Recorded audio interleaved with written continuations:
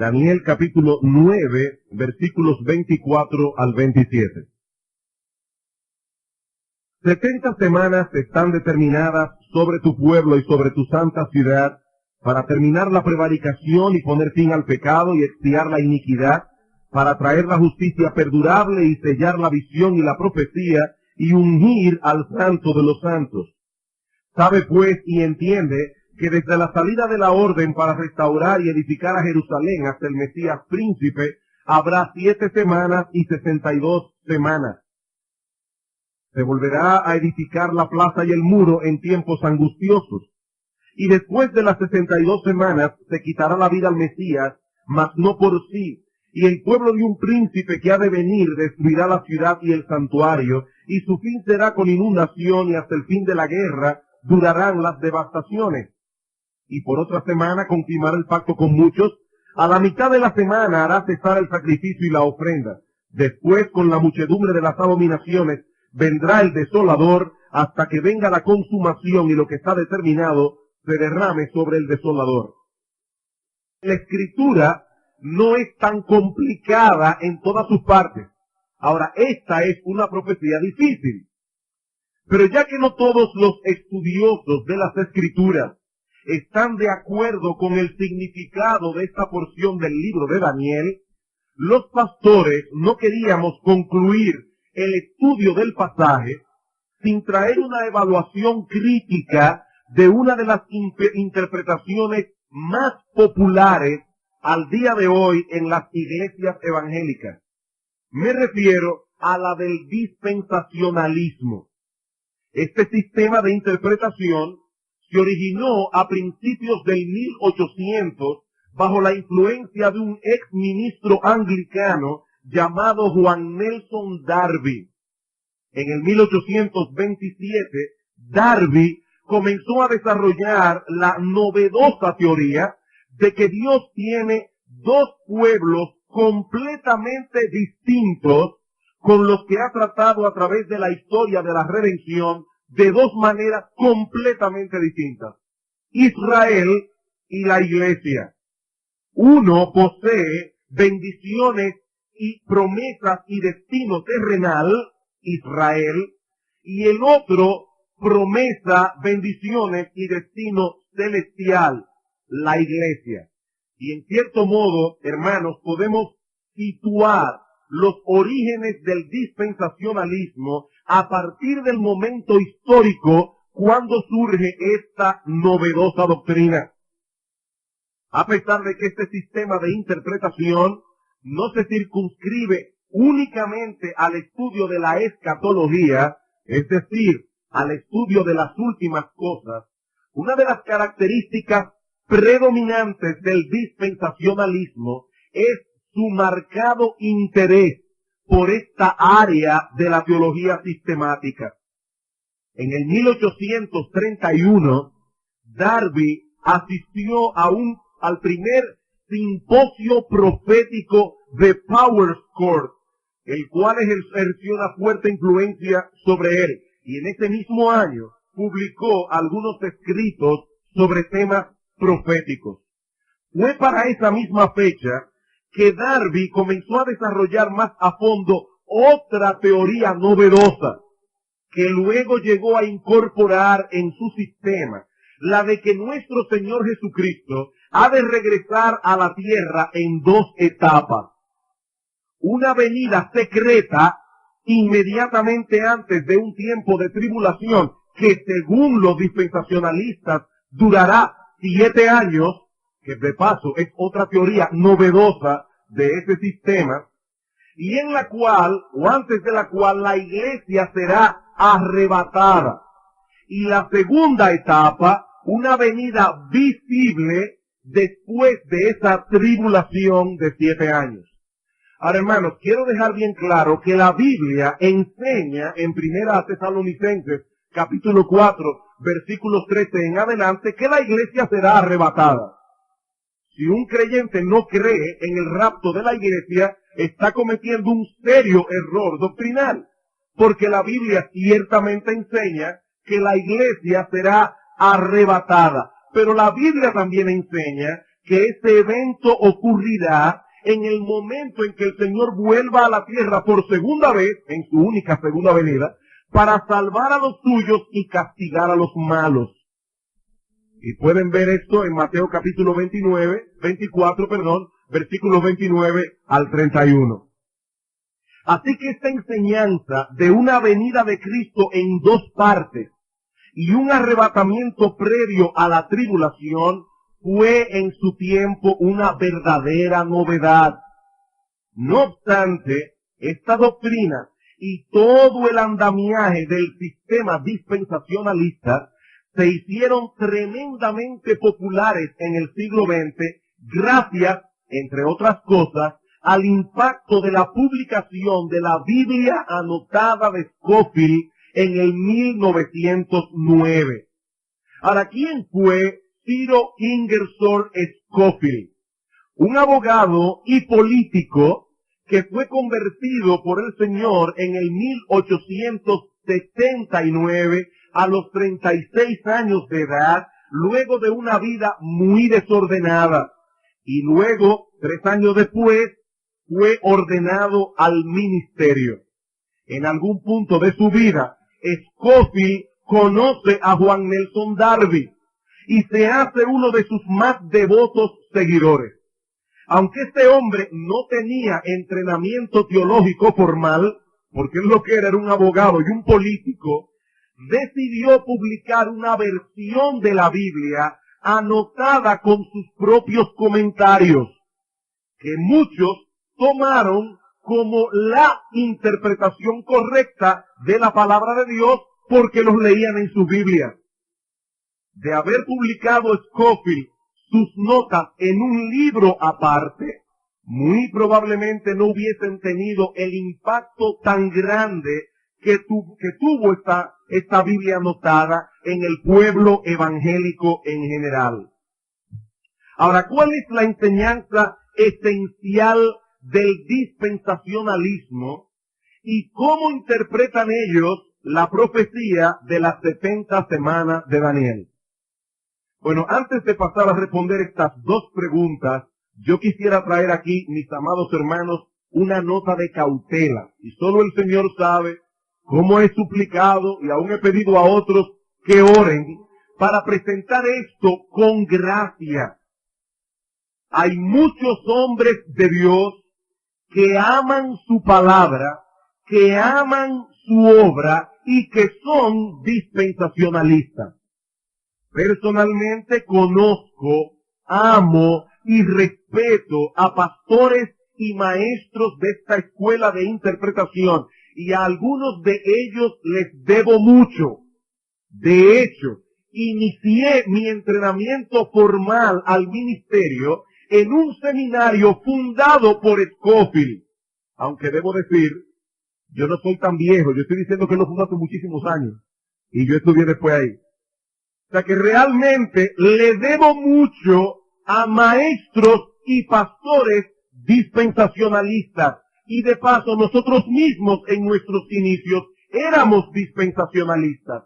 Por lo que no quisiera ofender a ninguno de nuestros hermanos, ya sea con mi enseñanza ni con mi actitud. Atacaremos con celo santo lo que entendemos que es un serio error doctrinal, pero no atacaremos sus personas. Las doctrinas sí, pero no sus personas, porque si así lo hiciéramos, pecaríamos contra Dios. Habiendo hecho esta advertencia o habiendo traído esta nota de cautela, veamos ahora en primer lugar las características esenciales del dispensacionalismo y luego veremos cómo interpretan ellos la profecía de las 70 semanas. El dispensacionalismo es básicamente un sistema de interpretación bíblico que divide el programa de Dios en la historia de la redención en 7 dispensaciones. Ellos definen dispensación como un periodo de tiempo durante el cual Dios obra de una manera distinta con la humanidad. Según ellos, 5 de esas dispensaciones han pasado ya. Ahora estamos viviendo en la 6ª y aún falta la séptima dispensación, que será un reino terrenal de 1000 años, inmediatamente después de la gran tribulación, tal como ellos la interpretan. Este sistema de interpretación posee 3 características fundamentales. Todo aquel que se adhiera a estas 3 características puede ser considerado con toda justicia un dispensacionalista. ¿Cuáles son? Bueno, en primer lugar, un estricto literalismo al manejar el lenguaje de las Escrituras. Un estricto literalismo al manejar el lenguaje de las Escrituras. En su libro Dispensacionalismo Hoy, Charles Riley menciona esto como una de las características sine qua non del dispensacionalismo. ¿Y qué es una característica sine qua non? Bueno, que sin esto no hay lo otro. Ahora quiero aclarar, porque voy a estar citando de vez en cuando a Riley, que Charles Riley no es Juan Carlos Riley. Son 2 personas diferentes. Juan Carlos Riley fue un gran siervo de Dios inglés del siglo antepasado, 1800 y tantos. Charles Riley es un teólogo dispensacionalista moderno, actual. ¿Qué dice él? La interpretación que es consistentemente literal o llana pone de manifiesto el método dispensacional de interpretar las Escrituras. Ahora, mis hermanos, nosotros creemos que la Biblia debe interpretarse literalmente. Que estemos claros en eso. Nosotros creemos que la Biblia debe interpretarse literalmente. No nos adherimos al método de interpretación alegórico. Hay algunas personas que leen la Biblia y, por ejemplo, leen que Daniel fue arrojado en un foso de leones y dicen, bueno, Daniel representa aquí. Daniel no representa nada. Daniel es Daniel, un hombre que se llamó Daniel y que lo echaron en un foso de leones, de animales de 4 patas que rugen y muerden. Nosotros creemos en el método literal de interpretación. Pero noten que hablamos de un estricto literalismo. Al manejar el lenguaje de las Escrituras, debemos determinar su significado por la Escritura misma. En otras palabras, la Biblia se interpreta a sí misma. El problema del dispensacionalismo es que parte de una presuposición. Él asigna un significado a la palabra y para él ese es el único sentido normal que podemos darle. Por ejemplo, y aquí vamos a entrar en uno de los grandes problemas del dispensacionalismo. Según ellos, cuando la Biblia habla de Israel, siempre significa el pueblo que desciende de Abraham, el pueblo físico de Israel. Por lo tanto, cuando ellos leen una profecía que dice Israel, de inmediato arguyen que donde dice Israel debemos leer ese pueblo y no ninguna otra cosa. A eso nosotros respondemos que ciertamente donde dice Israel debemos leer Israel. Pero ¿cuál es el alcance de ese nombre? Se refiere únicamente y siempre a los descendientes físicos de Abraham y nada más. Yo creo que no. Debemos darle a esa palabra el mismo significado que el Nuevo Testamento le atribuye. Pero eso lo veremos más ampliamente dentro de un momento. La segunda característica fundamental del dispensacionalismo es un rígido verticalismo al distinguir entre distintas épocas de la Biblia. La segunda característica fundamental del dispensacionalismo es un rígido verticalismo al distinguir entre distintas épocas de la Biblia. Ahora, hermanos, en las Escrituras, nosotros ciertamente podemos distinguir varias épocas en las que Dios ha tratado con el hombre. La caída, el diluvio, el llamado de Abraham, el éxodo, la promulgación de la ley en el Sinaí, el establecimiento de Israel en Palestina, el surgimiento de la línea davídica en el trono de Israel, la llegada del Mesías, su precursor Juan el Bautista, el Calvario, Pentecostés. Cada uno de estos eventos marca una época especial en la revelación bíblica. No tenemos ningún problema en aceptar tal cosa. Pero el dispensacionalista se distingue por la forma como separa una época de otra. Su presentación es rígidamente vertical. Scofield define dispensación como un periodo de tiempo, y estoy citando, durante el cual el hombre es puesto a prueba en referencia a cierta revelación específica de la voluntad de Dios.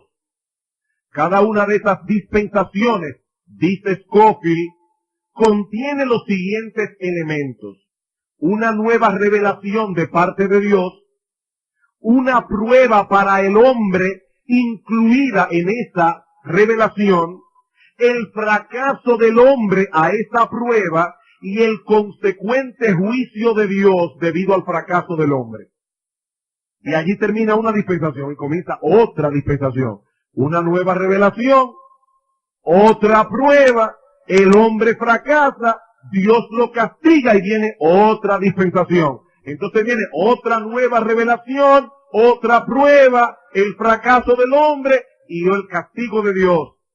Y en cada una de esas dispensaciones, y esto es crucial, hermanos, en cada una de estas dispensaciones se anula la responsabilidad del hombre con respecto a la revelación anterior, a menos que esto sea ratificado en la nueva dispensación. De este modo, el dispensacionalista destruye en la práctica la unidad orgánica de las Escrituras. Nosotros sabemos que la revelación bíblica ha ido progresando de época en época, pero siempre guardando su unidad orgánica. Cuando nosotros sembramos una semilla en la tierra, y esa semilla comienza a germinar hasta convertirse en un árbol, lo que tenemos al final es el desarrollo de la semilla que nosotros sembramos. Hay una unidad orgánica entre la pequeña semilla y el gran árbol que surgió de ella. Lo mismo podemos decir de un niño. Un niño crece hasta llegar a ser un adulto, pero es el mismo ser humano.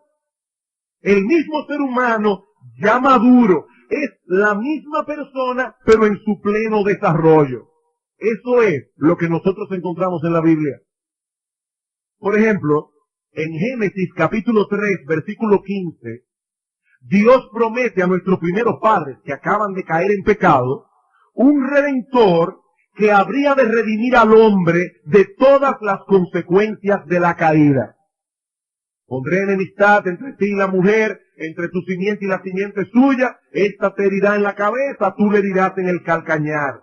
Esta promesa evangélica, si podemos llamarle así, es la semilla que fue creciendo y creciendo hasta llegar a su plena madurez en el Evangelio revelado en su plenitud en la persona y la obra de Cristo. Vamos a Romanos capítulo 1 por un momento. Romanos, capítulo 1, versículos 1 al 3. Pablo, siervo de Jesucristo, llamado a ser apóstol, apartado para el Evangelio de Dios. Ahora, ¿es este Evangelio algo nuevo? ¿Estaba Pablo trayendo un mensaje novedoso? Dice, no. El Evangelio de Dios que él había prometido antes por sus profetas en las Santas Escrituras. acerca de su Hijo, nuestro Señor Jesucristo, que era del linaje de David, según la carne. Este evangelio que habla de la redención que fue prometida a Adán y Eva en el paraíso, encuentra luego una expresión progresiva en los distintos pactos que Dios ha hecho con su pueblo a través de la historia de la redención. Efesios capítulo 2. Y de paso, hermano, debo decir que cuando hace 12 o 13 años atrás, o más, un poco más, quizás 14 años atrás, yo me enfrenté por primera vez con el problema del dispensacionalismo y comencé a estudiar este tema. Y fue un buen tiempo estudiando el tema, porque una de las cosas que hace el sistema dispensacional es que atrapa tanto la mente y el corazón que es difícil quitarse ese lente. Y uno ve la escritura así. Y Efesios 2 fue uno de los pasajes que más luz arrojó en mí para entender estas cosas. Dice en Efesios capítulo 2, y aquí no tenemos el tiempo de estudiarlo a fondo, pero en el versículo 11 dice: por tanto, acordaos de que en otro tiempo, vosotros los gentiles en cuanto a la carne, erais llamados incircuncisión por la llamada circuncisión hecha con mano en la carne. En aquel tiempo estabais sin Cristo, alejados de la ciudadanía de Israel y ajenos a los pactos de la promesa, sin esperanza y sin Dios en el mundo. Pablo dice, Dios ha hecho varios pactos a lo largo de la historia, varios pactos. Y ustedes, los gentiles en cuanto a la carne, estaban lejos de eso. Ustedes no tenían nada que ver con eso, porque ustedes no pertenecían a la nación del pacto. Como vamos a ver más adelante, una de las cosas que dice Pablo en el capítulo 2, es que Dios derribó la pared intermedia de separación. Ya no hay separación entre judíos y gentiles, porque tanto el uno como el otro forman el pueblo del pacto en el Nuevo Testamento. Ahora, lo que quiero que noten, hermanos, es que Pablo habla allí de pactos en plural, pero girando todos alrededor de una promesa en singular. Los pactos de la promesa. ¿Y cuál es esa promesa? Bueno, no tenemos tiempo ahora, pero para aquellos que están tomando nota, les pido que luego busquen en sus casas Génesis capítulo 17, versículos 4 al 8, Génesis 17, 4 al 8, Éxodo capítulo 6, versículos 6 al 7, segundo libro de Samuel capítulo 7, versículo 14, Jeremías capítulo 31, versículos 31 al 33, y Apocalipsis capítulo 21, versículo 3. Y verán, allí se habla de diferentes pactos. El pacto mosaico, el pacto davídico, el nuevo pacto. Y en todos ellos la promesa, hay el pacto abrahámico en Génesis 17. La promesa es, yo seré su Dios y ellos serán mi pueblo. Continuamente Dios dice, voy a hacer un pacto con ustedes. Y recuerden, hermanos, que un pacto es una promesa a la que Dios interpone un juramento. Una promesa sin juramento no es pacto. Un pacto es una promesa jurada, como dice el autor de Hebreos, en Hebreos capítulo 6, versículo 12 en adelante, cuando habla del pacto que Dios hace con Abraham. Dice que Dios le promete algo, pero encima de la promesa jura, para que por dos cosas en las que es imposible que Dios mienta, tengamos un fortísimo consuelo nosotros que nos hemos asido a esta esperanza. Dios promete y jura, pero ¿qué es lo que promete en cada uno de estos pactos? Yo seré su Dios y ellos serán mi pueblo. Por eso en Apocalipsis capítulo 21, versículo 3, cuando llegamos al clímax de la historia redentora, ¿qué tenemos allí? Apocalipsis capítulo 21, versículo 3. Y oí una gran voz del cielo que decía, he aquí el tabernáculo de Dios con los hombres, y Él morará con ellos, y ellos serán su pueblo, y Dios mismo estará con ellos como su Dios. Lo que el Señor le prometió a Abraham en Génesis 17, va a seguir corriendo como una línea a través de toda la Escritura para tener su cumplimiento final en el momento en que el tabernáculo de Dios descienda y Dios venga a habitar con nosotros y nosotros con Él. Son varios pactos, pero todos girando alrededor de la misma promesa esencial. El verticalismo rígido de los dispensacionalistas no les permite ver ese principio unificador. En cada dispensación se anula lo anterior, a menos que sea reconfirmado en la nueva, según ellos.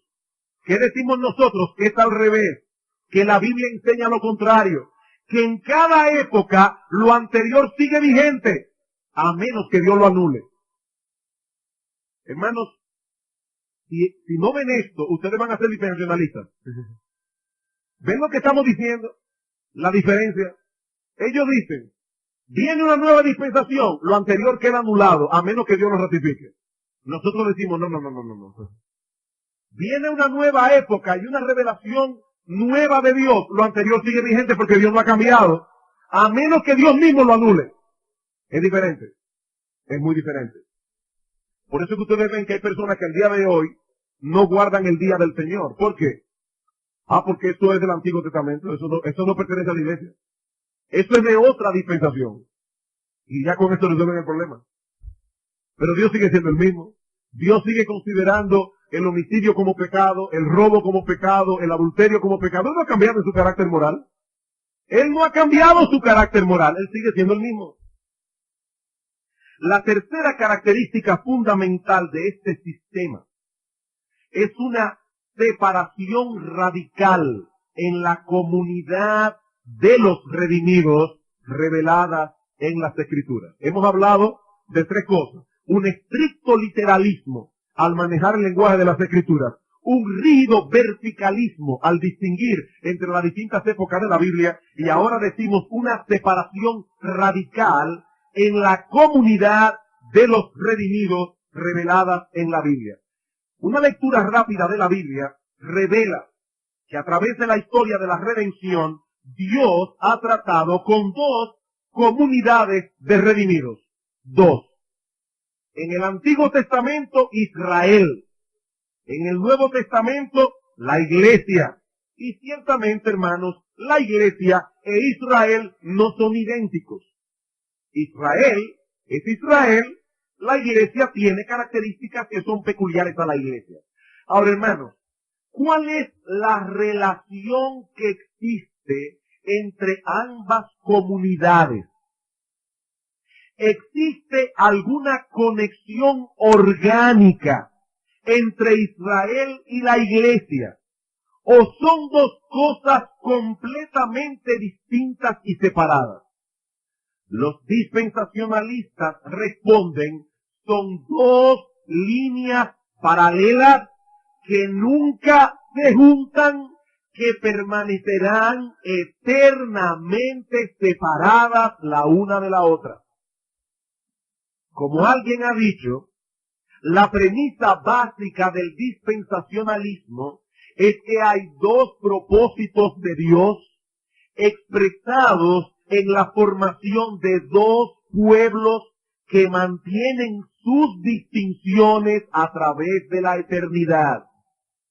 Sin ánimo de ser irreverente ni burlón, sino más bien ilustrativo, lo que estos hermanos están diciendo es que en la eternidad los judíos vivirán en su barrio y nosotros en el nuestro. Son dos cosas completamente diferentes. De hecho, algunos dispensacionalistas enseñan que en el reino de 1000 años, que ellos creen, porque nosotros no creemos en tal cosa, pero en ese reino de 1000 años, Israel va a estar viviendo en la tierra, y la nueva Jerusalén, según ellos, es una ciudad en forma de cubo que estará suspendida en el cielo donde vivirá la iglesia. La iglesia en un lado, Israel en el otro. Ahora, hermanos, no todos los dispensacionalistas creen eso, aclaro, pero muchos sí lo creen. Ahora, lo que todos sí creen es que estas dos comunidades son distintas, completamente distintas. Y esta es una de las características más singulares del dispensacionalismo. Nunca antes, la Iglesia de Cristo dudó que muchas de las profecías del Antiguo Testamento concernientes a Israel se estuviesen cumpliendo hoy en la Iglesia, que es el Israel del Nuevo Pacto. Eso nunca la Iglesia lo dudó hasta que llegó Darby, hasta que llegó Juan Nelson Darby. De hecho, Lewis Sperry Chafer, o Schaeffer, como se debe pronunciar en inglés, que es uno de los más renombrados teólogos dispensacionalistas, dice lo siguiente en su obra El reino en la historia y la profecía. Dice: la teología protestante ha enseñado generalmente que todas las promesas del reino y aún el gran pacto davídico se han cumplido en y a través de la Iglesia. Él reconoce que eso siempre fue así. Por eso ellos se consideran a sí mismos como aquellos que han descubierto una nueva verdad que la Iglesia de Cristo no vio en siglos. Hermanos, eso es lo que la Iglesia de Cristo ha creído a través de las edades. Que el pacto davídico y muchas de las promesas de Dios para Israel en el Antiguo Testamento se están cumpliendo hoy en la Iglesia, que es el Israel espiritual de Dios. Pero a pesar de eso, los dispensacionalistas insisten en que las promesas del Antiguo Testamento son única y exclusivamente para los descendientes físicos de Abraham, es decir, los judíos. Más aún, nuestros hermanos dispensacionalistas dicen que la Iglesia no aparece en ninguna profecía del Antiguo Testamento. En ninguna. La Iglesia, según los dispensacionalistas, es un paréntesis que Dios introdujo en el programa del reino judío profetizado en el Antiguo Testamento. O sea, Dios está lidiando con Israel. Llega el Mesías, es rechazado. Entonces, ¿qué ocurre? Que entra allí Dios, un paréntesis que es la Iglesia. El plan de Dios para con los judíos queda suspendido. Cuando llegue la gran tribulación, Dios saca a la Iglesia de aquí y el tic-tac del reloj, como ellos mismos dicen, de Israel comienza a funcionar otra vez. Mientras tanto, en esta era de la Iglesia, el reloj profético de Dios está suspendido. La Iglesia es un paréntesis. Y ninguna de las profecías del Antiguo Testamento, dicen ellos, se están cumpliendo hoy en la Iglesia. Hermanos, ¿qué dice el Nuevo Testamento al respecto? ¿Qué dice el Nuevo Testamento? Como yo decía hace un momento, nosotros debemos interpretar las Escrituras literalmente. Donde dice Israel, no vamos a leer Filistea, debemos leer Israel. Ahora, ¿cómo interpreta la Biblia ese nombre Israel? Bueno, veamos lo que dice el Nuevo Testamento. Romanos capítulo 2.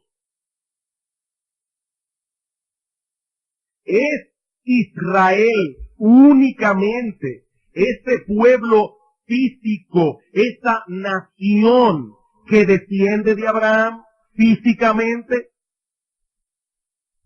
Romanos capítulo 2, versículo 26. Dice Pablo: si pues el incircunciso guardare las ordenanzas de la ley, ¿no será tenida su incircuncisión como circuncisión?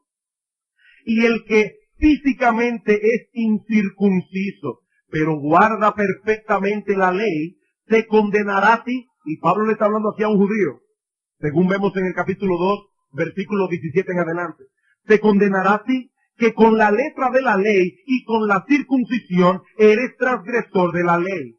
Pues no es judío el que lo es exteriormente, ni es la circuncisión la que se hace exteriormente en la carne, sino que es judío el que lo es en lo interior. Y la circuncisión es la del corazón, en espíritu, no en letra, la alabanza del cual no viene de los hombres, sino de Dios. Hermanos, ¿cuál es el ritual que marcaba a un judío y lo separaba de todas las otras naciones de la tierra? La circuncisión. ¿Y qué dice Pablo en Colosenses capítulo 2?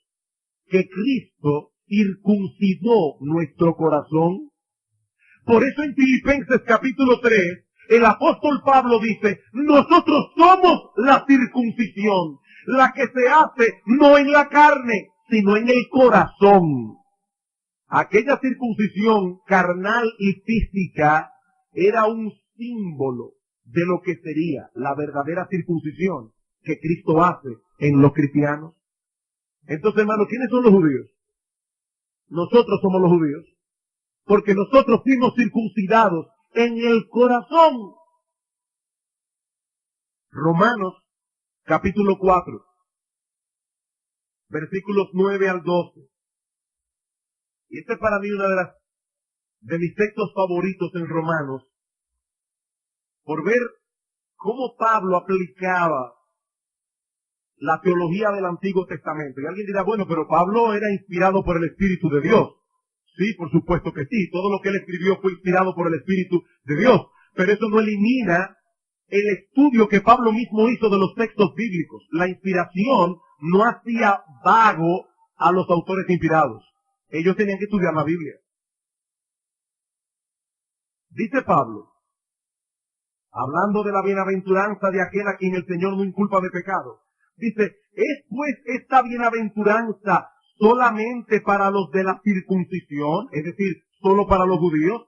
¿O también para los de la incircuncisión? Es decir, para nosotros los gentiles. Porque decimos que a Abraham le fue contada la fe por justicia. ¿Cómo pues le fue contada? ¿Estando en circuncisión o en la incircuncisión?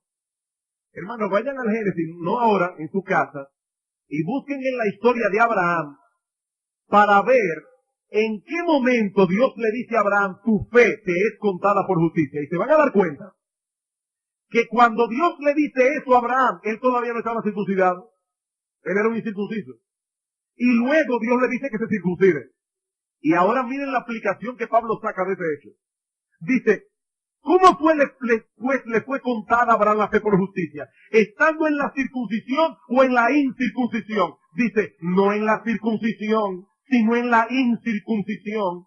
Y recibió la circuncisión como señal, como sello de la justicia, de la fe que tuvo estando aún incircunciso, para que fuese padre de todos los creyentes no circuncidados, a fin de que también a ellos la fe les sea contada por justicia, y padre de la circuncisión para los que no solamente son de la circuncisión, sino que también siguen las pisadas de la fe que tuvo nuestro padre Abraham antes de ser circuncidado. ¿De quién es padre Abraham? De todos los gentiles que han creído en Cristo, aunque sean incircuncisos, y de todos los judíos que también han creído. Él es el padre de ellos y por lo tanto, mis hermanos, nosotros somos hijos de Abraham y por lo tanto nosotros somos herederos de todas las promesas grandiosas que Dios le dio a los descendientes de Abraham en el Antiguo Testamento. Nosotros somos el Israel de Dios. Romanos capítulo 9, versículo 6. Allí Pablo dice, yo no miento cuando digo que tengo gran tristeza por mis hermanos en la carne, los israelitas. Y ahora se pregunta, dice Pablo, versículo 6, no que la palabra de Dios haya fallado, porque no todos los que descienden de Israel son israelitas, ni por ser descendientes de Abraham son todos hijos. Dice Pablo, no piensen que por el simple hecho de pertenecer a esa nación ya tú eres israelita, eso no es así. Y para probar ese punto, otra vez, Pablo usa la historia del Antiguo Testamento. Dice Pablo, Abraham tuvo 2 hijos. ¿Quiénes fueron? Isaac y Ismael. Sin embargo, los dos no son herederos de la promesa en el mismo sentido, a pesar de que fueron hijos de Abraham. Entonces dice él, el ser un hijo de Abraham no es suficiente. Sigue diciendo Pablo, no por ser descendientes de Abraham son todos hijos, sino en Isaac te será llamada descendencia. Esto es, no los que son hijos según la carne son los hijos de Dios, sino que los que son hijos según la promesa son contados como descendientes. Los que son hijos según la promesa son contados como descendientes. Un último texto para probar este punto. Y ya yo veo, hermanos, que ese reloj está en mi contra hoy. Gálatas, capítulo 3. Hermanos, esto es importante. La mayoría del pueblo evangélico a nuestro alrededor cree exactamente lo contrario a lo que nosotros estamos predicando hoy aquí. El impacto del dispensacionalismo ha sido tan grande que la mayoría del pueblo evangélico cree lo contrario a lo que nosotros creemos aquí. Y muchos no saben, tristemente no saben, que esa teoría dispensacional es algo relativamente nuevo. Eso no es lo que la Iglesia de Cristo ha creído a través de los siglos. Ahora, debo aclarar que una doctrina no es veraz por ser vieja o por ser antigua. Como tampoco podemos decir que una doctrina es errónea por ser novedosa. Una doctrina es correcta si es bíblica, sea antigua o nueva. Ahora, cuando ustedes escuchan que alguien descubrió algo que nadie vio en 19 siglos de cristianismo, pónganse en guardia, que es muy probable que sea incorrecto. Porque el Espíritu Santo está obrando en la iglesia. En 19 siglos nadie vio eso. Eso debe ponernos a temblar. Gálatas, capítulo 3, versículo 13. Dice Pablo, Cristo nos redimió de la maldición de la ley, hecho por nosotros maldición, porque está escrito, maldito todo el que es colgado en un madero, para que en Cristo Jesús la bendición de Abraham alcanzase a los gentiles, a fin de que por la fe recibiésemos la promesa del Espíritu. Y ahora Pablo va a explicar cómo es esto. Versículo 16. Ahora bien, a Abraham fueron hechas las promesas y a su simiente. No dice y a las simientes como si hablase de muchos, sino como de uno, y a tu simiente, la cual es Cristo. Dios le dio a Abraham varias promesas. En ti serán benditas todas las naciones de la tierra, esta tierra será tuya, varias promesas. Pero no solamente a él, sino también a su simiente. Ahora Pablo se pregunta, ¿y quién es esa simiente? Dice el Cristo.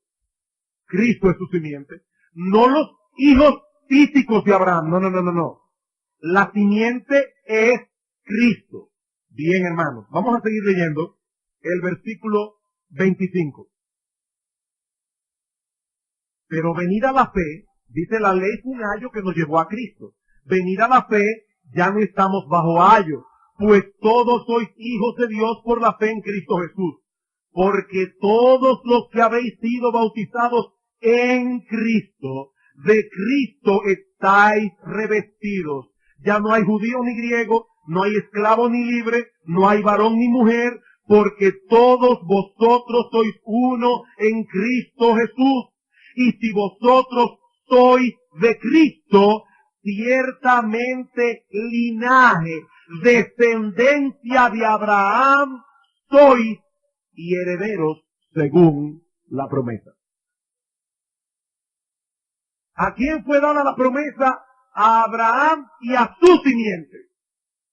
¿Quién es su simiente? Cristo. ¿Y dónde estamos nosotros, hermanos, por la fe? En Cristo, y por lo tanto nosotros somos esa simiente espiritual y herederos de Dios, según la promesa.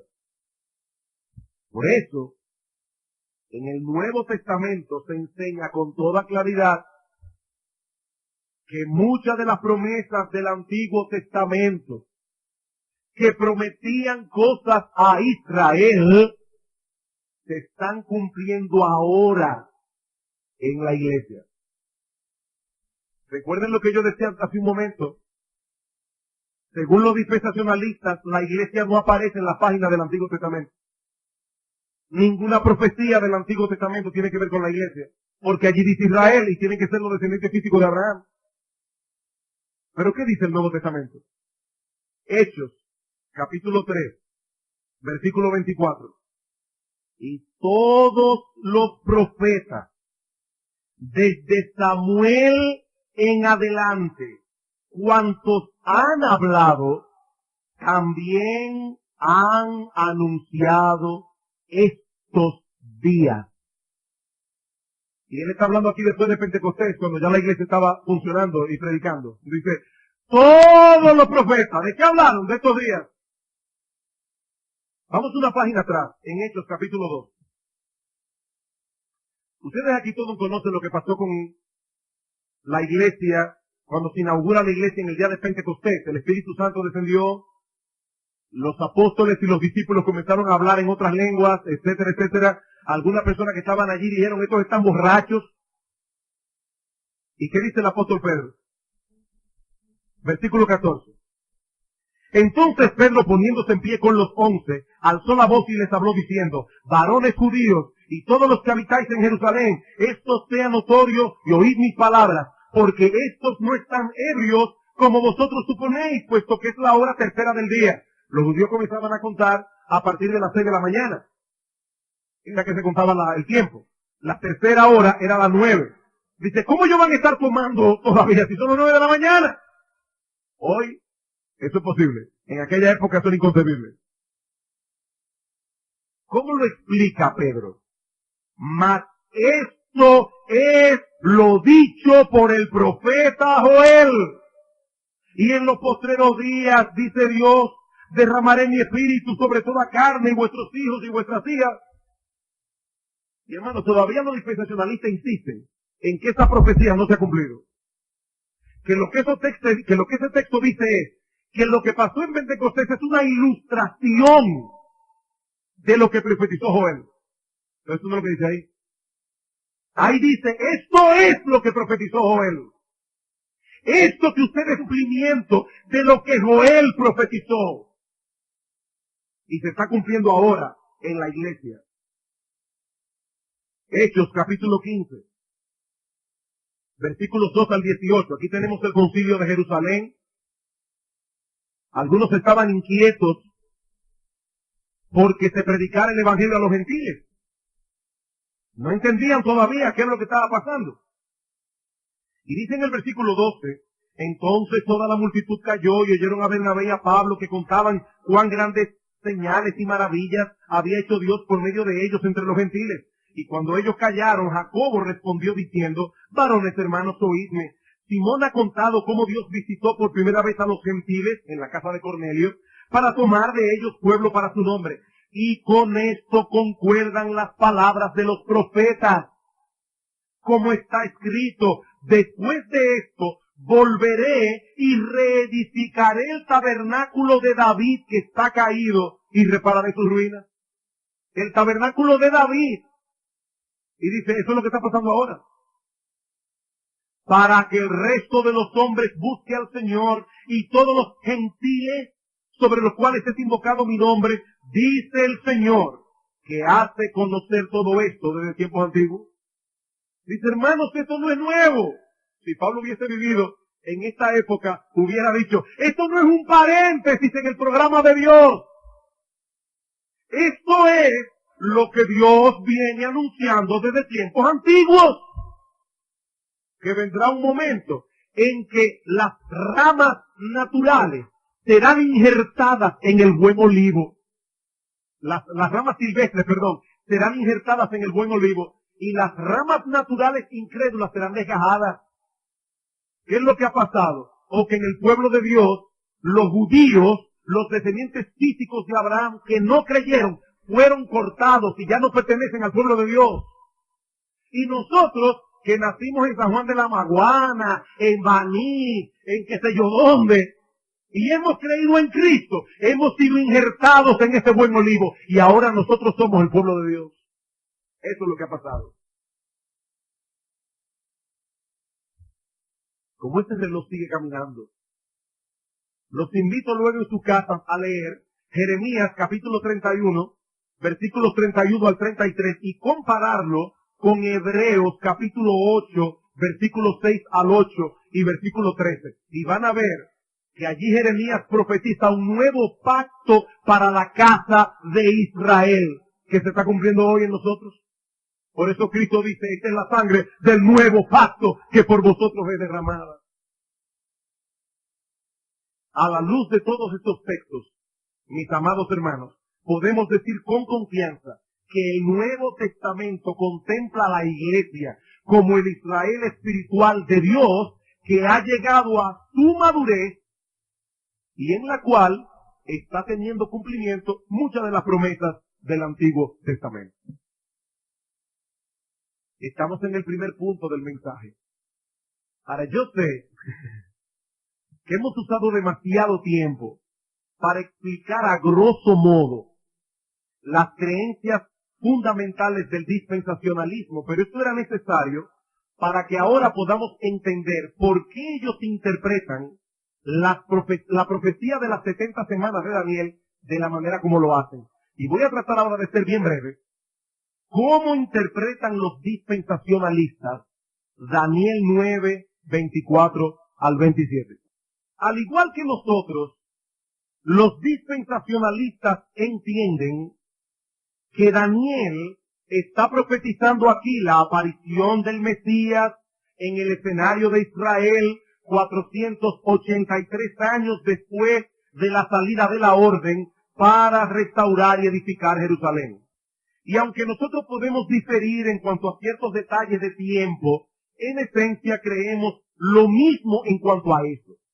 El problema surge por la premisa dispensacionalista de que las profecías concernientes a Israel solo pueden cumplirse en la nación física que desciende de Abraham, con los cuales Dios, según ellos, todavía tiene un plan, independientemente de la iglesia. Por eso es que los dispensacionalistas viven atentos a todas las noticias que salen en el periódico con respecto a Israel, porque ellos están esperando que esta nación vuelva a ser la nación de Dios. Y de hecho, en esta guerra con Irak, hay mucha gente confundida con eso. Y yo no digo esto por ser descendiente de palestinos. Yo digo esto por ser bíblico. Israel ya no es la nación de Dios, hermanos. Ellos perdieron ese privilegio. Y Dios ya no tiene ningún plan con Israel especial, en una forma especial, a diferencia de ninguna otra nación de la tierra. Nosotros debemos orar por Israel. Debemos amar a los judíos. Debemos procurar la salvación de ellos. Pero ellos perdieron su privilegio. La iglesia es el Israel espiritual de Dios. Pero eso no es lo que nuestros hermanos creen. Ellos creen que en algún punto del futuro la iglesia será arrebatada, el tic-tac del reloj profético comenzará a correr otra vez, y Dios reanudará el plan que dejó en suspenso con respecto a Israel. Y entonces, dicen ellos, se cumplirán estas 70 semanas de la que habla Daniel. Según ellos, 69 ya se cumplieron, pero falta una, según ellos. ¿Cuál? La de la gran tribulación, que es cuando el tic-tac del reloj comienza a correr de nuevo. Esa percepción que los dispensacionalistas hacen a priori, los obliga a introducir un paréntesis entre la semana 69 y la semana 70. Un paréntesis que lleva ya casi 2000 años. Eso, por supuesto, afecta considerablemente su interpretación del pasaje. Por ejemplo, Daniel 9:24 dice, 70 semanas están determinadas sobre tu pueblo y sobre tu santa ciudad. ¿Y qué va a pasar en esas 70 semanas? Dice, terminar la prevaricación, poner fin al pecado, expiar la iniquidad, traer la justicia perdurable, sellar la visión y la profecía y ungir al santo de los santos. Ya nosotros estudiamos ese pasaje y vimos cómo Cristo cumple estas cosas. Pero allí dice que esto va a pasar en las 70 semanas. Si estas 6 cosas ya se cumplieron, todo el andamiaje dispensacional se destruye. ¿No es así? Si ya estas cosas se cumplieron, estas 70 semanas ya pasaron y ya las 70 semanas que estaban determinadas para Israel se cumplieron. Ellos no pueden aceptar eso. ¿Qué hacen? Introducen un paréntesis en la mitad del versículo. Ellos dicen, 70 semanas están determinadas sobre tu pueblo y sobre tu santa ciudad, para terminar la prevaricación, poner fin al pecado, expiar la iniquidad. Ellos dicen, eso ya se cumplió, cuando Cristo muere en la cruz. Pero, traer la justicia perdurable, sellar la visión y la profecía y ungir al santo de los santos, no, eso se cumplirá en la tribulación. Eso no se ha cumplido. Hermano, yo creo artificioso introducir allí un paréntesis de 2000 años. Porque él está diciendo simplemente, hay 6 cosas aquí. Yo no veo ese paréntesis en ese texto. Ellos tienen que hacer eso para justificar el paréntesis de tiempo entre la semana 69 y la semana 70. Por otro lado, cuando dice en el versículo 26 que el Mesías será cortado, ellos dicen, esto no ocurre en la semana número 70, aunque sí ocurre después de la número 69. Pero como hay un paréntesis, esto ocurre después de la 69, pero no en la 70, por el paréntesis que hemos mencionado ya. En ese mismo versículo 26, se habla del pueblo de un príncipe que ha de venir, que destruirá Jerusalén. ¿Cómo lo interpretamos nosotros? Bueno, ese príncipe Tito, el general romano, que en el año 70 destruye Jerusalén. ¿Cómo lo interpretan ellos? Casi igual. Casi igual. Ellos dicen, el pueblo son los romanos, y la destrucción de la que se habla allí es la del año 70 después de Cristo, la que Tito llevó a cabo, en eso estamos de acuerdo. Pero ese príncipe no es Tito, es el anticristo. Y luego van a ver ahora mismo por qué razón ellos hacen esta diferencia. Dice, versículo 26. Después de las 62 semanas se quitará la vida al Mesías, mas no por sí, y el pueblo de un príncipe que ha de venir destruirá la ciudad y el santuario. Ellos dicen, este pueblo es Roma, como nosotros creemos. Y esa destrucción es la del año 70, como nosotros creemos. Pero ese príncipe no es Tito. Ese príncipe es el anticristo, el cual vendrá de ese pueblo que destruyó en el 70 la ciudad y el santuario. Es decir, que el anticristo surgirá del imperio romano. Dicen los dispensacionalistas. Eso les permite usar a ese anticristo futuro como el sujeto de la oración en el versículo 27. Versículo 27. Y por otra semana confirmará el pacto con muchos. A la mitad de la semana hará cesar el sacrificio y la ofrenda. Ustedes recordarán que yo les decía, el Señor viene, se presenta públicamente en Israel 483 años después de que saliera la orden para edificar y restaurar Jerusalén, tal como se profetiza aquí. Y a la mitad de la semana, el Señor muere y con su muerte hace cesar el sacrificio y la ofrenda. Ellos dicen, no.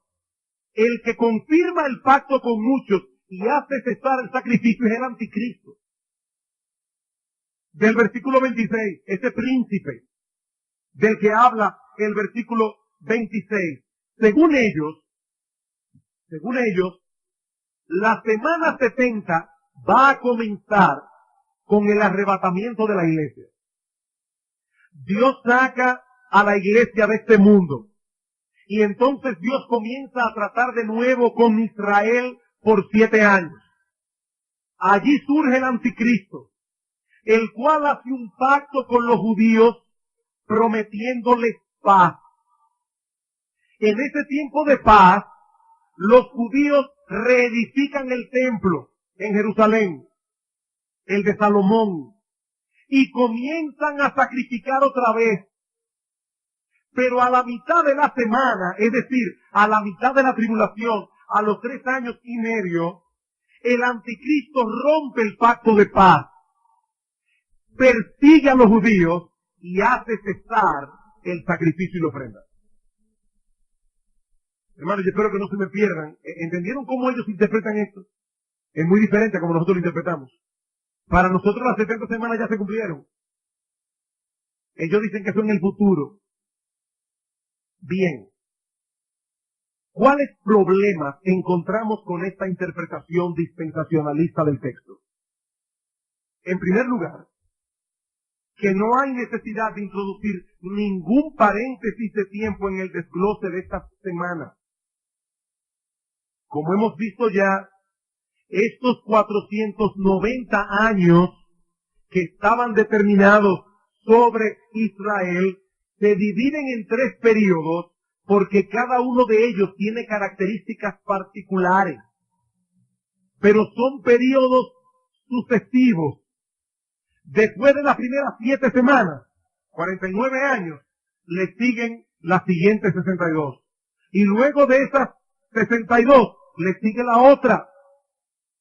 Este paréntesis tiene que ser introducido por nuestros hermanos para que encaje con su sistema.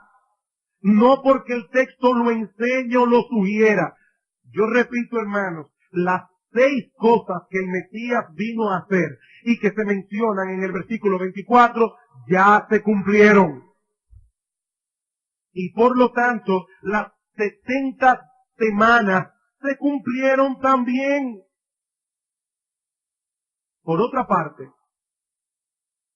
según el esquema dispensacionalista, como la semana 70 solo tiene que ver con la nación de Israel, el arrebatamiento de la iglesia debe ocurrir antes del inicio de esa semana. Esto quiere decir que la iglesia nunca se topará con las actividades del anticristo. ¿Verdad que sí? Primero viene el arrebatamiento, surge el anticristo, hace un pacto con Israel, etcétera, etcétera. Eso no es lo que enseña la Biblia. Eso no es lo que enseña la Biblia. Claramente no es. Segunda a Tesalonicenses capítulo 2. Segunda a Tesalonicenses capítulo 2. Pero con respecto a la venida de nuestro Señor Jesucristo y nuestra reunión con Él, ¿de qué está hablando Pablo allí? La venida del Señor y nuestra reunión con Él, el arrebatamiento de la iglesia. Os rogamos, hermanos, que no os dejéis mover fácilmente de vuestro modo de pensar, ni os conturbéis, ni por espíritu, ni por palabra, ni por carta, como si fuera nuestra. Algunas personas estaban diciendo que Pablo estaba enseñando que ya estas cosas habían ocurrido y que el día del Señor estaba cerca. Dice, no, versículo 3, nadie os engañe en ninguna manera, porque eso, la venida del Señor y nuestra reunión con Él, no vendrá sin que antes venga la apostasía y se manifieste el hombre de pecado, el hijo de perdición. Pablo está diciendo, hermanos, ustedes saben lo que yo les enseñé al respecto. Eso no ha sucedido todavía, porque primero tiene que venir una apostasía general y tiene que manifestarse el anticristo, que es el hombre de pecado, que de paso los dispensacionalistas lo interpretan igual que nosotros. O sea, ellos creen que este hombre de pecado es el anticristo. ¿Y qué dice Pablo aquí? Eso no pasará, el arrebatamiento de la iglesia no pasará hasta que eso ocurra. Y eso no ha ocurrido todavía.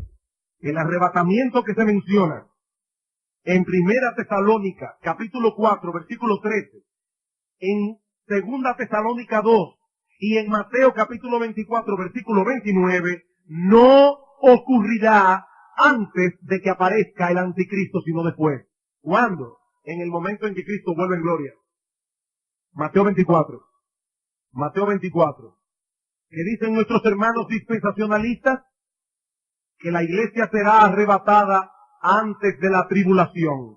¿Qué dice el Señor en Mateo 24, 29? E inmediatamente después de la tribulación de aquellos días, el sol se oscurecerá, la luna no dará su resplandor, las estrellas caerán del cielo, las potencias de los cielos serán conmovidas. Entonces aparecerá la señal del Hijo del Hombre en el cielo, no en secreto, no visiblemente.